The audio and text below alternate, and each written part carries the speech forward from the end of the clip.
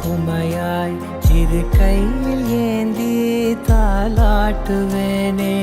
காற்றோடு தலை கோதி நதியோடு தவழ்ந்து உயிரோடு உயிராக உறவாடும் அழகே.